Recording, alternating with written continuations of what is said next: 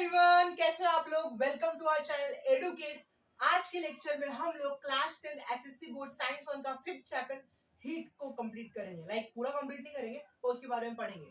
तो चलो बच्चे लोग शुरू करते हैं। सबसे पहले हीट के मतलब से शुरू करते हैं। What is mean by heat? तो बच्चे लोग, heat is a form of energy. जैसे light is a form of energy, sound is a form of energy, वैसे ही हीट क्या है? फॉर्म ऑफ एनर्जी है। आपके टेक्स्ट बुक में सबसे पहला क्वेश्चन आपसे पूछा है what is the difference between heat and temperature. तो मैं आपको बता दूं, heat is just what a form of energy, but temperature is your quantitative measure of degree of hotness or degree of coldness. A temperature is a thing with which we measure heat.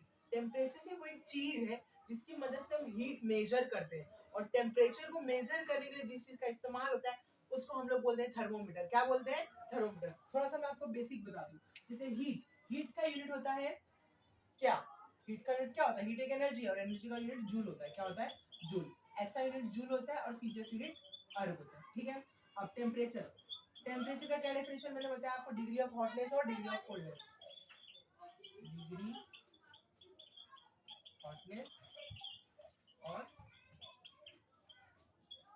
Coldness. Okay. अब temperature का ऐसा unit होता है kelvin. क्या होता है? Kelvin. Temperature की ऐसा यूनिट होता है केल्विन, और आप लोग सबसे ज्यादा जानते होंगे डिग्री सेल्सियस, और थर्मोमीटर में होता है फ़ारेनहाइट। ठीक है। और इसका ऐसा यूनिट हम लोग केल्विन को मानते हैं। किसको मानते हैं? केल्विन को। ठीक है। अब और क्या मैं आपको बताऊं, तो थर्मोमीटर एक डिवाइस है जिसे यूज किया जाता है किसी भी चीज का टेम्परेचर नापने के लिए। थर्मोमीटर में कौन सा यूनिट का इस्तेमाल होता है? तो फ़ारेनहाइट का। ठीक है। हमारा जो बॉडी टेम्परेचर होता है उस डिग्री सेल्सियस में 36 डिग्री सेल्सियस 37 पॉइंट समथिंग रहता है, और फ़ारेनहाइट में 96 के आसपास, 96 या 97 के आसपास। ठीक है बच्चे लोग। ओके, तो चलो इसके बाद हम लोग चैप्टर का पहला टॉपिक शुरू करते हैं।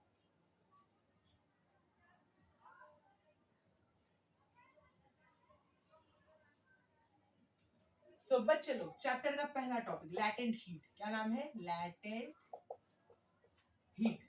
क्या होता है लैटेंट हीट? सबसे पहले हम लोग ने हीट समझा। हीट क्या होता है? हीट एक फॉर्म ऑफ एनर्जी है। मेरा आप सबसे एक क्वेश्चन है, किसी भी ऑब्जेक्ट को जब हम लोग हीट देते हैं तो क्या होता है? उसका टेम्परेचर बढ़ता है। जैसे हम लोग किसी ऑब्जेक्ट का टेम्परेचर बढ़ते हुए देखते हैं तो हम समझ जाते हैं कि वो हीट एब्जॉर्ब कर रहा है। क्या कर रहा है?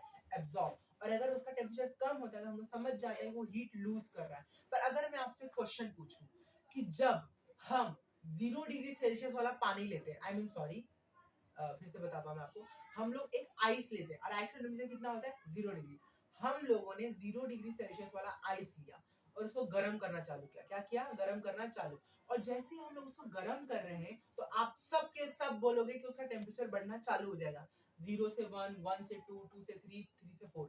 ऐसा होना चाहिए था, पर ऐसा होता नहीं है। बच्चे लोग, क्या होता है कि जब हम लोग आइस को हीट करते हैं तो वो उस हीट का इस्तेमाल अपना टेम्परेचर बढ़ाने के लिए नहीं करता, बल्कि अपना स्टेट बदलने के लिए करता है। स्टेट बदलना मतलब उत्तर प्रदेश से मुंबई, मुंबई से बिहार, ये स्टेट बदलना नहीं। स्टेट बदलना मतलब सॉलिड से लिक्विड। यानी हम सबको पता है जब हम लोग आइस को गर्म करेंगे तो लिक्विड में कन्वर्ट हो जाएगा, वाटर में कन्वर्ट हो जाएगा।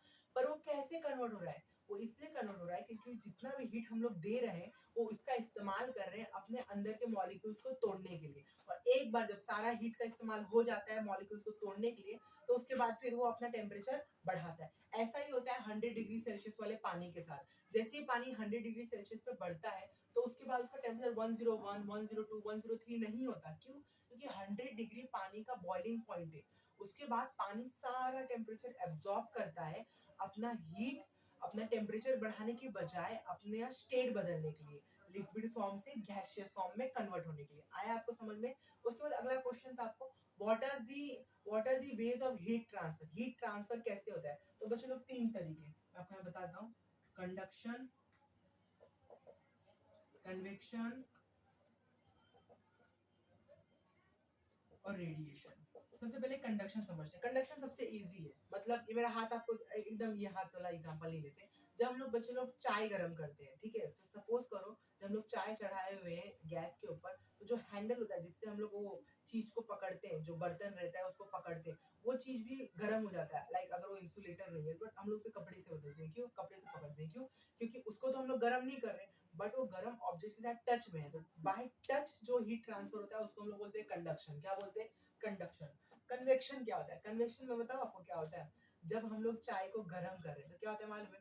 पहले तो वो बर्तन हीट को एब्जॉर्ब करता है, और एब्जॉर्ब करता है मतलब हाँ, उसके बाद उस बर्तन मतलब गैस के ऊपर बर्तन है, बर्तन के अंदर चाय है ना, तो बर्तन गर्म होता है, बर्तन के गर्माहट से चाय गर्म होता है। पर चाय पानी जो भी है, समझो कि मैं यहाँ पर एक लेयर बना दूं, ये बर्तन है, हम लोग यहाँ गैस दे रहे हैं, तो पहले बर्तन गर्म हुआ, उसके बाद यहाँ का जो लेयर है पहले ये गर्म होगा, फिर उसके बाद ऊपर का लेयर, फिर उसके ऊपर का लेयर, फिर उसके ऊपर लेयर का लेयर, तो यहाँ पर पानी के अंदर ही अंदर पे तो हीट ट्रांसफर हुआ है, चाय के अंदर ही अंदर तो हीट ट्रांसफर हुआ है। लाइक पहले ये चाय गर्म, फिर यहाँ का गर्म, फिर यहाँ का गर्म, यानी जब चाय पानी किसी भी मीडियम के अंदर ही अंदर हीट ट्रांसफर होता है, तो उसको हम लोग बोलते हैं कन्वेक्शन। क्या बोलते हैं? कन्वेक्शन। उसके बाद मैं आपको बताता हूँ बच्चों लोग रेडिएशन। जब हम लोग धूप में जाते हैं तो हमारा, अगर बहुत धूप रहता है तो हमारा सर गर्म हो जाता है। यहाँ पर सन ने हमें टच किया है क्या? बिल्कुल भी ना ही सन ने हमें टच किया है, ना ही सन और हम सेम मीडियम में, पर फिर भी उसने हीट अपना हम मुझ तक दे दिया। क्यों? रेडिएशन के थ्रू। किसके थ्रू? रेडिएशन के थ्रू। ठीक है, तो ये थे बच्चों लोग various ways of heat transfer. उसमें वापस आते हैं हम लोग लैटेंट हीट के ऊपर। तो मैंने आपको लैटेंट हीट समझा दिया था। क्या होता है लैटेंट हीट? लैटेंट हीट एक टाइप का ऐसा हीट है जो कोई भी ऑब्जेक्ट एब्जॉर्ब करता है अपना टेम्परेचर बढ़ाने के बजाय अपना स्टेट चेंज करने के लिए। और दो होता है इसके अंदर, एक होता है लैटेंट हीट ऑफ फ्यूजन और एक होता है लैटेंट हीट ऑफ वेपराइजेशन। जब बर्फ पानी में कन्वर्ट हो रहा था उस प्रोसेस को हम लोग बोलते हैं फ्यूजन, और जब पानी गैस में कन्वर्ट हो रहा था उसको हम लोग बोलते हैं वेपराइजेशन। ठीक है, अब बच्चे लोग इसी लैटेंट हीट के अंदर हम लोग एक वर्ड डाल देंगे तो एक नया डेफिनेशन बन जाएगा। यानी लैटेंट हीट के अंदर बस हम लोग एक वर्ड यूज करेंगे, क्या? Unit mass. यूनिट मास तो बन जाएगा स्पेसिफिक, तो वो बन जाएगा specific latent heat of fusion. एक बस यूनिट मास डाल के नया डेफिनेशन देखो बच्चों, latent heat of fusion, latent heat of vaporization और specific latent heat of fusion और स्पेसिफिक लैटेंट ऑफ हीट का वेपराइजेशन में कुछ अंतर नहीं है। बस इतना स्मॉल सा डिफरेंस है, क्या? कि लैटेंट हीट हम लोग इन जनरल में बात कर रहे हैं, पर specific latent heat of fusion, specific latent heat of vaporization के अंदर जब हम लोग स्पेसिफिक वर्ड का यूज कर रहे हैं तो वहां पर हम लोग यूनिट मास ये वर्ड का इस्तेमाल करते हैं। ठीक है, आपको डेफिनेशन आता है, the specific heat that absorb at the temperature converting from ऐसा ऐसा, बहुत सिंपल सा डेफिनेशन है, हाईलाइटेड किया हुआ है, वो दोनों आपको लर्न करना है।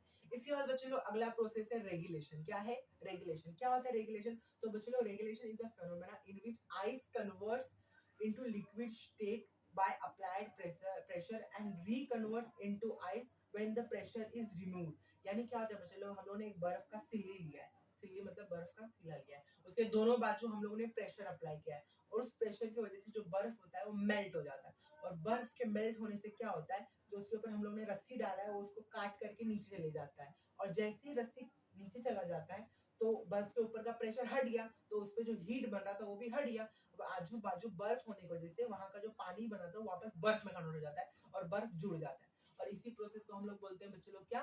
रेगुलेशन। ठीक है, अब अगला एक इंपॉर्टेंट टॉपिक है बच्चे लोग, एनोमलस बिहेवियर ऑफ वाटर। क्या है एनोमलस बिहेवियर ऑफ वाटर? ये बच्चे लोग को समझता नहीं है, देखते हैं आपको समझता है कि नहीं।